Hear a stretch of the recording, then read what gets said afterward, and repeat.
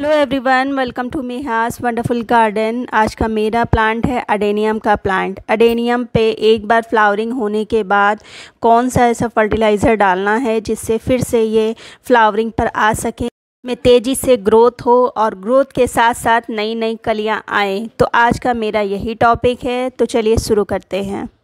है अक्टूबर की 6 तारीख। अक्टूबर में कई ऐसे काम होते हैं जो कि आपको अडेनियम पर करना ज़रूरी होते हैं। बारिश भी लगभग बंद हो चुकी है, लगभग क्या पूरी तरह से ही बंद हो चुकी है। अब इस पे 3-4 काम ऐसे हैं जो आपको कर लेना है। अगर आप काम वो कर लेते हैं तो आपको नवंबर तक बहुत ही अच्छी फ्लावरिंग मिलनी स्टार्ट हो जाएगी। सबसे पहला काम की रीपॉटिंग का। अगर बरसात की वजह से आपने इसकी रीपॉटिंग रोक रखी है तो ये मौसम बहुत ही अच्छा है, ये मंथ बहुत ही अच्छा है, आप इसकी रीपॉटिंग कर दें। इसके अलावा आप न्यू प्लांट भी इसके ला सकते हैं। अगर इनकी प्राइस की बात करी जाए तो ये प्लांट की वैरायटी पर डिपेंड करता है। जैसे अगर देसी है प्लांट जिसमें सिर्फ पिंक कलर के फ्लावर, पिंक और वाइट कलर के फ्लावर निकलते हैं, तो वो प्लांट थोड़ा सा सस्ता मिल जाता है। वो आपको 150-200 रुपये का मिल जाता है। लेकिन ये जो ग्राफ्टेड प्लांट होते हैं जिनको देसी प्लांट पर ग्राफ्ट किया जाता है वो थोड़े से कॉस्टली मिलते हैं। हाँ, ऑनलाइन अगर मंगा लेते हैं तो इतने ज़्यादा कॉस्टली नहीं होते, वो सही रेट में मिल जाते हैं। लेकिन ऑनलाइन पर ट्रस्ट नहीं किया जा सकता। ऑफ़लाइन में थोड़े से महंगे मिलते हैं। आपको इसके लिए मिट्टी अच्छी तैयार करनी होगी, ऐसी तैयार करनी होगी जिसमें पानी बिल्कुल भी ना रुके। मैं जैसे अपनी मिट्टी बनाती हूँ वो बताती हूँ कि मैं जो कंस्ट्रक्शन में मोरंग का यूज़ होता है उसका यूज़ करती हूँ। थोड़ा सा कोकोपीट और कंपोस्ट मिक्स करके मैं अपने प्लांट को लगा देती हूँ। उसमें ही मेरे प्लांट बहुत ही अच्छे चलते हैं। और आप देख रहे होंगे इतनी बारिश हैवी हुई है लेकिन मेरे सारे प्लांट खुले ही में रखे रहते हैं। किसी भी तरह की कोई ना सर्दी ना गर्मी ना बरसात, सब एक जगह रखे रहते हैं और कोई भी प्रॉब्लम नहीं होती। बल्कि इस बरसात में बाहर रहे हैं तो इनका कॉर्डेक्स भी काफ़ी मोटा हो गया है, पहले के तुलना में काफ़ी मुझे तो लगता है कि 2 गुना हो चुका है। तो आप भी ऐसे ही मिट्टी बनाएंगे तो आपके प्लांट को कोई भी प्रॉब्लम नहीं होगी। दूसरी बात, इस मौसम में आप प्लांट की प्रूनिंग भी कर सकते हैं। लेकिन प्रूनिंग अगर आप करेंगे तो आपको नवंबर में फ्लावरिंग नहीं मिलेगी, क्योंकि वो ग्रोथ करेगा तो उतनी जल्दी आपको फ्लावरिंग नहीं मिलेगी। आप प्रूनिंग किन प्लांट की कर सकते हैं, जैसे कि 1-2 ही ब्रांच हों और उस पर फ्लावरिंग हो चुकी हो।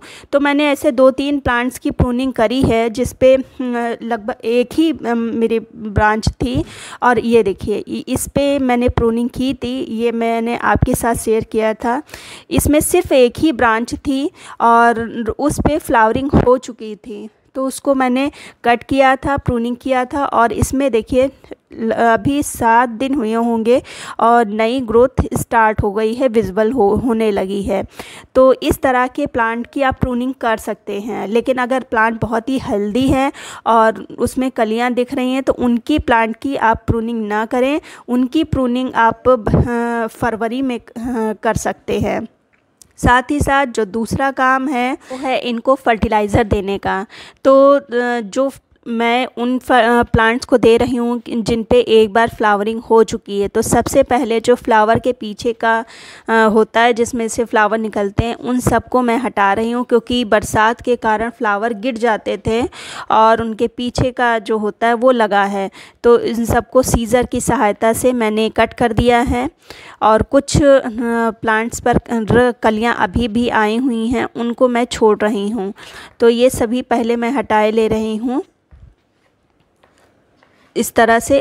और अब मैं कौन सा फर्टिलाइज़र डालती हूँ, तो फर्टिलाइज़र मैं इस तरह का डालती हूँ जिससे कॉर्डेक्स भी बहुत ही अच्छा मोटा होता है और प्लांट को जितने भी नीड होती हैं वो पूरी करता है। कुछ मेरे प्लांट्स पर, एक प्लांट पर ऐसा है कि कलियां तो खूब अच्छी निकल रही हैं लेकिन वो पूरी तरह से ओपन नहीं होता। तो इसके भी कई कारण होते हैं। एक तो कारण होता है कि लगातार बारिश के कारण मिट्टी हमेशा गीली रहती है, तो उसके कारण हो सकता है कि ऐसा हो, या जब बहुत ही ज़्यादा तेज़ धूप होती है तो मिट्टी सूख जाती है, इसलिए भी कलियां गिर जाती हैं। तो हालांकि ऐसा कुछ अभी नहीं हो रहा है, ना ही इतनी तेज़ धूप निकल रही है और ना ही बारिश हो रही है। तो इस पे कुछ चीज़ों की कमी हो जाती है, उसको भी पूरा करने के लिए मैं एक चीज़ डालूँगी। पहले तो मैं अपने प्लांट की जो है गुड़ाई कर लेती हूँ, और गुड़ाई इस तरह से चम्मच की सहायता से करना है, बहुत ही नुकीली चीज़ से नहीं करना और प्लांट के नज़दीक नहीं करना है। इस तरह से सभी प्लांट्स पर और जितने भी घास फूस लगी हैं उन सबको हटा देना है, क्योंकि बरसात में अधिकतर लग जाता है। तो किनारे किनारे से हम ऐसे कर लेंगे।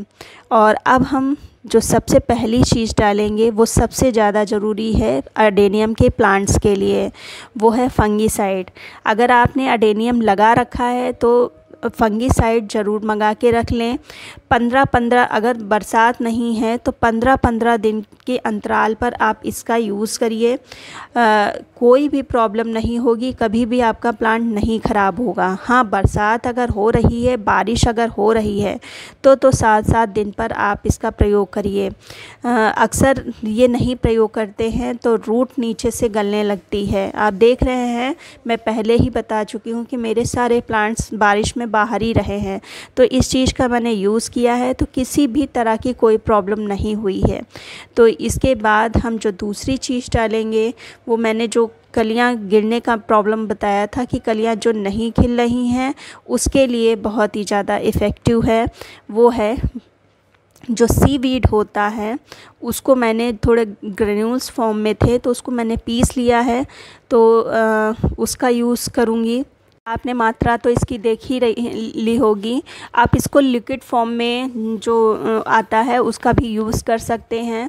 मैं अभी तो ठोस उसमें दे रही हूँ, तो थोड़े दिन मिट्टी में रहेगा, थोड़ा सा स्लो रिलीज़ होगा तो ज़्यादा अच्छा है। तो इस तरह से मैंने 2 चीज़ें डाली हैं। अब जो तीसरी चीज़ डालनी है वो फ्लावरिंग के लिए बहुत ही अच्छी है, वो है जो पोटास होती है, ऑर्गेनिक पोटास। इस चीज़ का मैंने यूज़ किया है और मैं अडेनियम में ऑर्गेनिक पोटास का ही यूज़ करती हूँ। इसका रिज़ल्ट बहुत ही अच्छा मिलता है। आप केमिकल पोटास जो पिंक कलर का आता है उसका भी यूज़ कर सकते हैं, वो भी अच्छा है, लेकिन वो थोड़ा सा केमिकल है तो उस हिसाब से यूज़ करना होता है। ये ऑर्गेनिक चीज़ है तो इससे मिट्टी नहीं ख़राब होती है, बस यही है। तो इन तीनों को मैंने डाल दिया है और अब हम ऊपर से पानी डाल देंगे। पानी, हाँ, देख रहे हैं कि मेरी मिट्टी एकदम सूखी है, बस नीचे से हल्की सी मॉइस्ट थी, तो तब मैंने ये फर्टिलाइज़र डाला है।